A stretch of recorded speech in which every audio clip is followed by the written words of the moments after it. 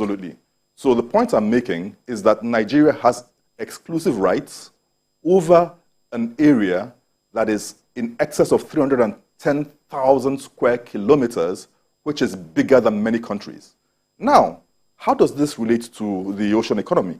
The ocean economy is a completely different and exclusive economy on its own from the economy of the country. So if we are able to do all we are doing within the physical landmass of Nigeria, which is about 900 plus thousand square kilometers, essentially it means that if you divide Nigeria's landmass into three, Nigeria still has almost another country that is the size of that one-third, over which it has not really done much. So the blue economy encompasses every economic activity which is related to the oceans and the waterways. Now, Nigeria has about 10,000 kilometers of inland waterways. So you're dealing with shipping, which is the more traditional component of what we already know, shipping and transport, maritime transport. But you're dealing with other more significant components. Telecommunications, you've got a lot of undersea cables. When we talk about the broadband, which we talk about, a lot of them come from undersea cables. You're dealing with the significant aquaculture components. So Nigeria's fishing industry is on a very low scale.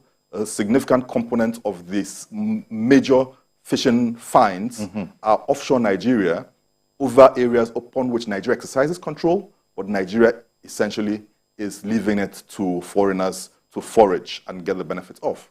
You've got a lot of potentials in areas of biotechnology, undersea mining. So the fact that you have a ministry that has now been created, which focuses on this area, is music to the ears of many people who understand, because it means that economic activity will be prioritized for this area, and it can start generating the kind of resources and income which it ordinarily should for the country. For the Ministry of Marine and Blue Economy, what I see as that should be an agenda for that ministry should be twofold. So, on the one hand, there's the traditional maritime industry, which we need to pay attention to, and we need to set priorities for. Okay, we should have something in the nature of a maritime optimization agenda for that industry. Okay, because as much as we're excited about the blue economy, we need to optimize what is readily available, and we have not done that, and we need to start doing that. So that's one. And then two, we need to have an ocean governance framework, as I've said before. Okay. So these two strategies in place would facilitate significant growth. The Nigerian maritime economy traditionally is earning, if I want to be generous, is earning at least is earning 20 times less than what it should be earning immediately. Now, it is a largely inefficient industry. And one of the targets is to immediately put in place a framework to optimize the efficiency of this industry, which will be by way of application of technology in mapping these industries. And once you do that, what happens? Existing operators have a lot of confidence boosted. You have immediately significant more activity than already exists, and then you've got that economic activity upon which to generate revenue. Need to be thought about. So that's the point I'm making about efficiency. Okay? So you're making reference to the ports. Yes, you say in particular. The port operations need to be efficient. Ports are not about the land area or land size, even though the support is important. But if you've got efficient operations where technology is optimized, you can have your port working 24 hours, turning around 10 times the cargo it currently turns around. And the revenue is from turnaround. If Nigerian ports, for instance, are reputed to handle about 1 million TEUs of cargo annually, okay? But potentially, we could be handling 10 million TEUs per annum very easily by turning around faster. And once we establish a reputation of very fast turnaround within the region, you see that suddenly most liner services, which call Africa, would rather, or rather, which call West and Central Africa, would rather have Nigeria as a hub, come drop all cargo destined for other countries in Nigeria, and go back, while feeder services, that's feeder services which feed the Western region and the Central African region, begin to take effect. These feeder services very likely will be operated by Nigerians. Nigeria earns more revenue from the increased containers coming in. Nigerian professionals are more involved, and you see that automatically you can generate 10 times the revenue, 10 times the employment from the same sector which exists with the same infrastructure as you have today. So that's why I make reference to efficiency. When I think about efficiency, what am I talking about?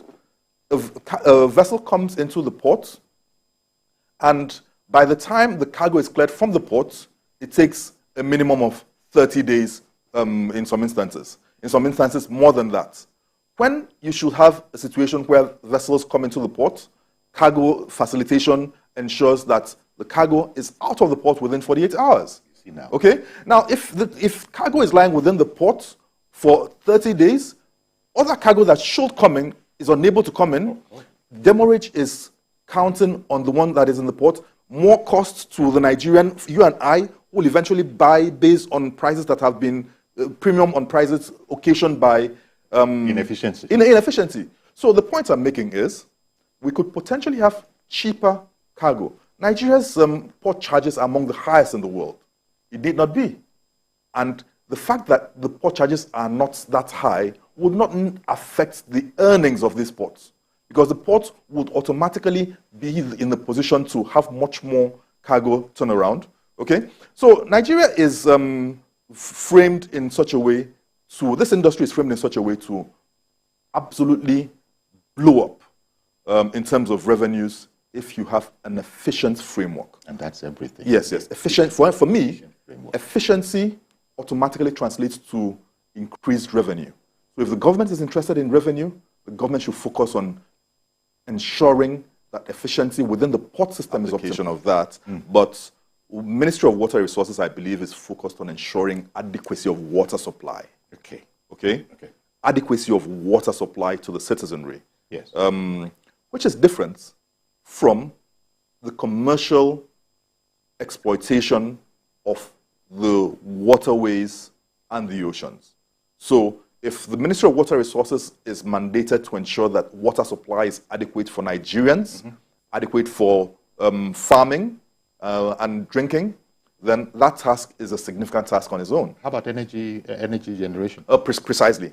Now, the blue economy is significantly wider than that. Okay, the blue economy is focused on commercial, economic optimization of value from the oceans and the waterways, inland waterways.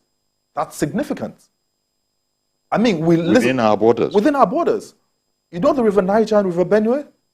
These resources within the country have tributaries, networks all across. Yet, we have very few river ports. Yet, a large percentage of these 10,000 kilometers of waterways are not navigable year-round. And if they were navigable, you know what will happen? A lot of the food, a lot of the exports which we need will be much more easily facilitated from the northwest, from northeast, through these waterways using barges, and exports will be much easier. Food availability in hinterlands will be much easier, and there's a significant river economy which needs to be boosted. Dredging ensures that rivers are navigable, or waterways are navigable. Dredging needs to be a continuous activity. Unfortunately, in Nigeria, whenever we think of dredging, we think of, this high capital venture. However, dredging on its own is an economic venture. Because dredging, you win sand from dredging. You actually win sand from dredging, which could more than covers the cost of the dredging. Okay. And it's a win-win. So you cover cost of dredging by winning sand, which you sell. Okay. You ensure the water is navigable, which means that the communities that border these waterways are able to have an economy along the waterways. Okay. Then you make it easy for us to connect from Lagos through Ondo to Onitsha to Port Harcourt, to Barrow, to Lokoja, to all the parts of the country that have waterways. Okay? The roads which we have won't be as clogged as they are. So what's important at a ministerial level is visioning, setting agenda, targets. Okay? At the sub-ministerial level, which is the agencies and departments, you need competence. Okay. So I will not be happy if, as it's happened in the Buhari years, we have the Nigerian Ports Authority, NIMASA, and all the likes headed again by politicians or by non-industry persons. Professionals. We're looking at efficiency. Efficiency is driven by knowledge and competence, setting targets. And you need people who fit these profiles to head up these spaces, because these are now the engine rooms that will drive the targets that you are envisioning. Indeed. And so you want to make sure you have a professional in there. Precisely. Unfortunately, we don't pay so much attention to the law. And NIMASA, for instance, under the law requires that you have a professional head it. A professional means somebody who is knowledgeable and experienced within that industry. Maybe certified. Precisely. Knowledgeable, experience within that industry. It's certified, if need be. Okay? So she does have a point, that the importance of competence. At the ministerial level, I think what is important is for the minister to appreciate that. Let me just weigh in a bit. Sure. He talked about technology. Technology, yeah. Now, let's just use a very important area. A lot of revenue for the country comes from the customs. Okay?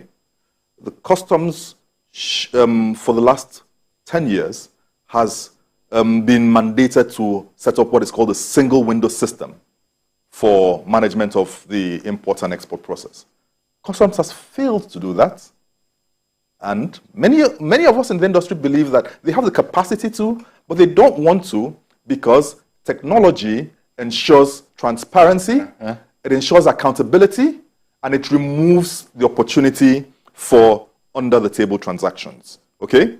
Now, again, in the context of the synergy that is needed, the Ministry of Blue Economy, Marine and Blue Economy, needs to synergize with the Minister of Finance, who, good enough, is also the coordinating minister for the economy, okay, to ensure that the single window system for the customs service is in place and fully functional in its proper definition, okay? So that is one. The second thing is, where you have the application of some of these technologies, it actually ensures that much more people are able to transact within that same industry. Taking an example now, we need to be able to map effectively what are all the markets, persons, and services which you have within the maritime industry. Okay. It's by mapping it that you define the economic activity. The Secretary to the Federal Government needs to have a consultation between the Ministry of Transportation, Ministry of Marine and Blue Economy, Ministry of Finance, Ministry of Agriculture, Ministry of Trade and Investment, Ministry of Environment.